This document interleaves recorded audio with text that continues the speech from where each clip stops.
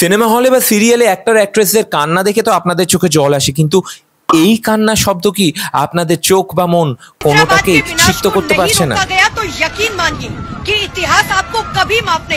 এই কান্নার আওয়াজগুলো যারা শুনতে পাননি বা এখনো শুনতে পাচ্ছেন না, তাদেরও কান্নার আওয়াজ কিন্তু কেউ শুনতে পাবে না।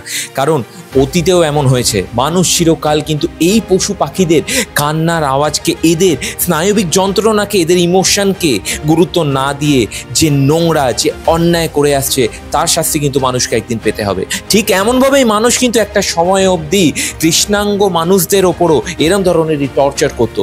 তাদেরকেও রিলোকেট করা, তাদেরকেও কৃতদাস হিসেবে টর্চার করা, অত্যাচার করা, কেনাবেচা করা, এমনকি চিড়িয়াখানাতে বন্দি করে রাখা, এমনকি তাদের উপর এক্সপেরিমেন্ট করা, বিভিন্ন নোংরামি কিন্তু হয়েছে অতীতে।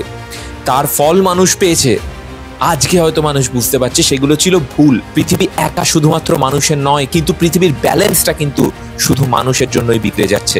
এত কোটি কোটি টাকা খরচা করে বিজ্ঞাপন দেয়া, বাচ্চাদের শেখানো কিভাবে প্রকৃতি বাঁচাতে হয়, কিভাবে জঙ্গল তৈরি করতে হয়, বিভিন্ন ইউটিউবাররা, বিভিন্ন ইউথরা বিভিন্ন ফলের বীজ, আমের আটি থেকে শুরু করে বিভিন্ন প্রক্রিয়ার চেষ্টা করছেন কিভাবে জঙ্গল বাড়ানো যায়। আর আপনারা কিভাবে চেষ্টা করছেন কিভাবে এই পশু পাখি, এই প্রাণীকুলকে ধ্বংস করে তার উপর শহরায়ন করা যায়।